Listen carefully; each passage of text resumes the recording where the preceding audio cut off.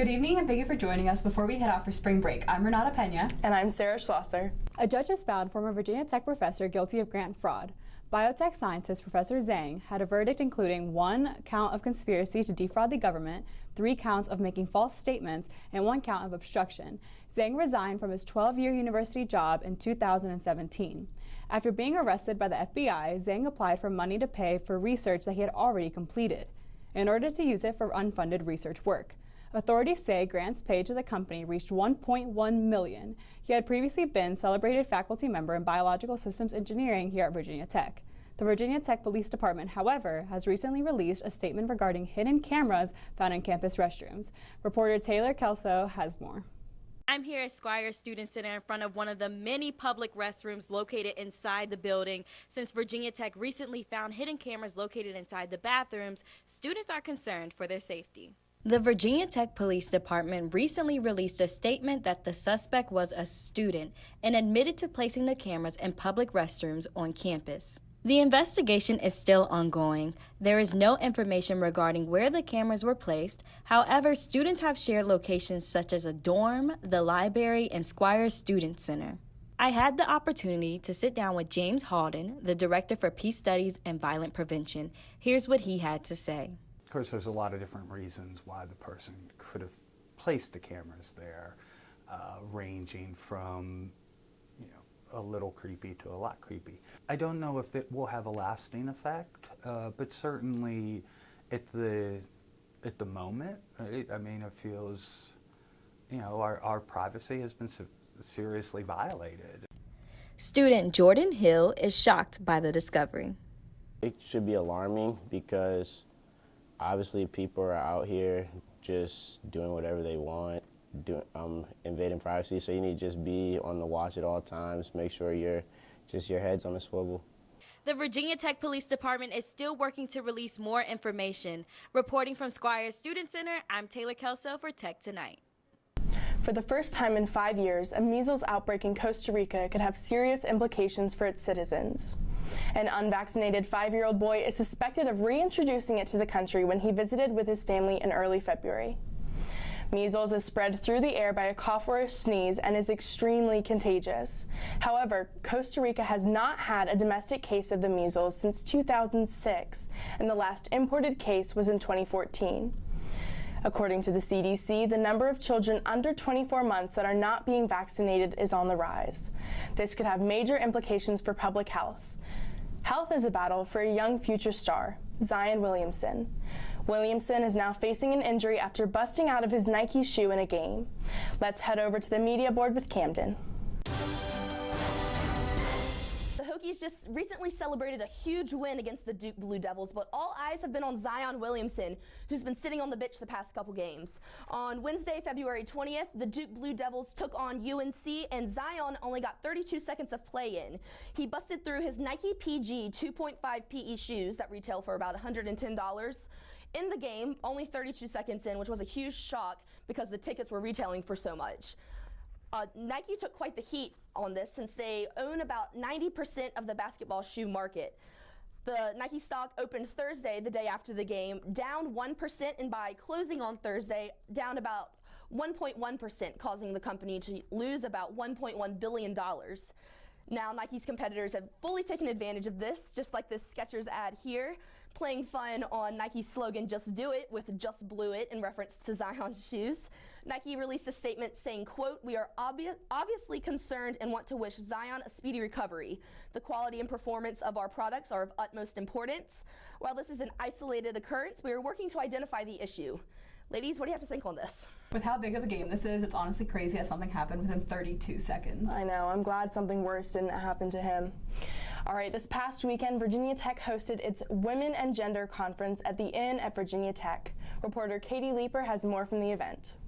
I'm here at the Inn at Virginia Tech for the Women in Gender and Development Conference, where women are tackling issues out of the theory and into the field.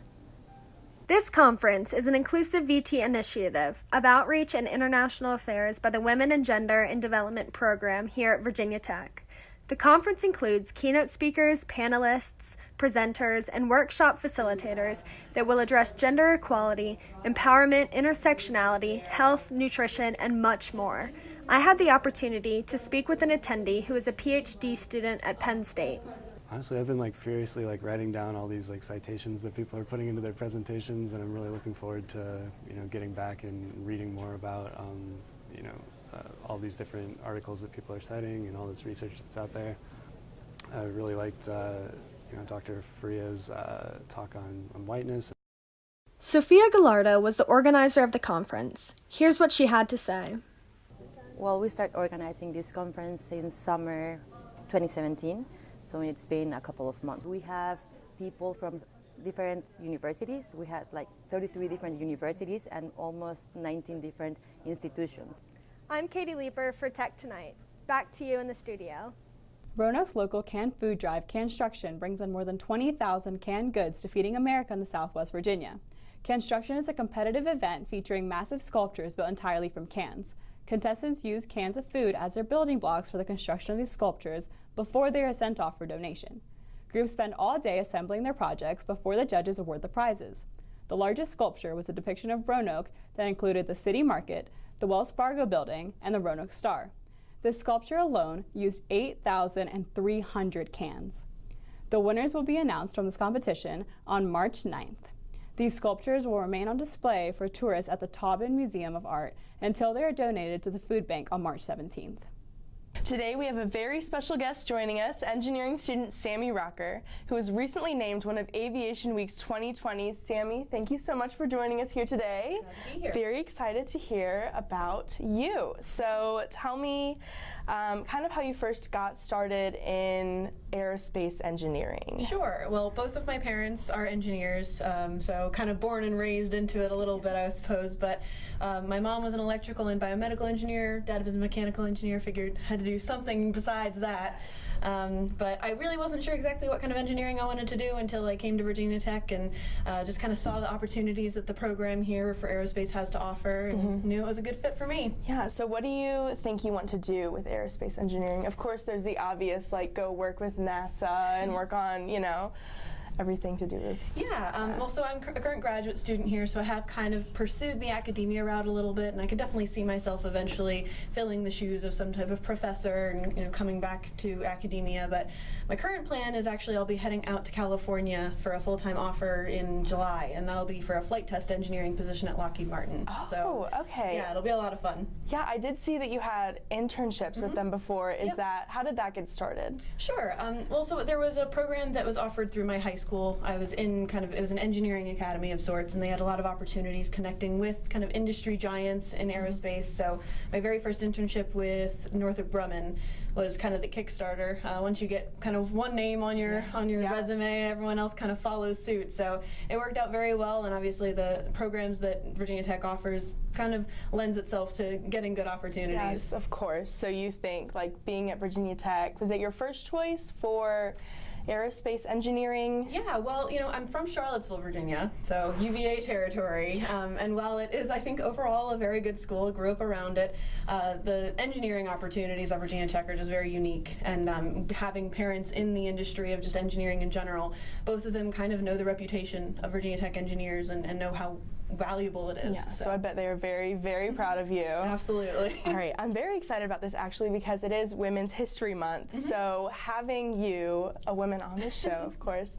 how do you feel being a woman in a predominantly male field? Do you see that a lot? Yeah, that it's impacted you? I think aerospace engineering specifically is very dominated by kind of a lot of older individuals. So in general, it's just a very stagnant atmosphere. You've got a lot of people who are in their 50s and 60s coming on retirement age. And so there has actually been in the last couple of years been a big influx of young, both women and men, but just young engineers that are kind of bringing a lot of new perspectives into the industry. So while it's still very prevalent, there are times where you will sit in a classroom, first day of class, and a professor will say, "Hello, gentlemen, welcome to class." That has happened before. I don't hold it against anyone, but it does happen. And while that is still the case, I think that there has been a lot of growth and representation that I've seen, especially in the facility that I'm heading out to this summer. I interned with them at that same facility in a different team last summer, and I just noticed that there was a lot more young people than there have ever actually been before. So yeah, I did a little bit of research. You're doing things with children in schools today, going and talking to them. How has that been? Yeah, it's been a little while since I was involved in that.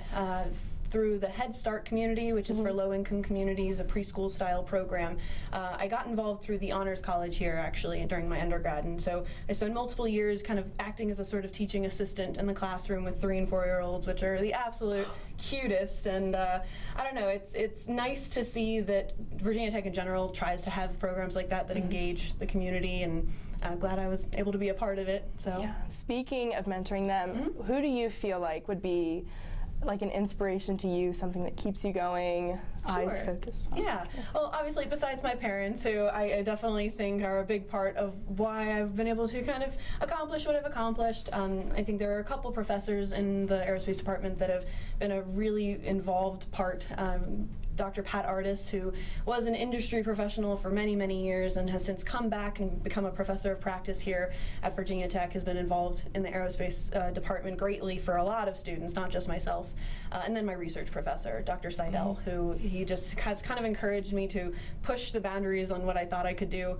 And even though I'm not necessarily pursuing academia or a PhD under his program, he's taught me a lot more than I think I gained from just taking classes alone. Yeah, well, thank you so much for being with us here today. I think that's all the time we have. Thank you, VTTV audience, for watching, and tune in next week.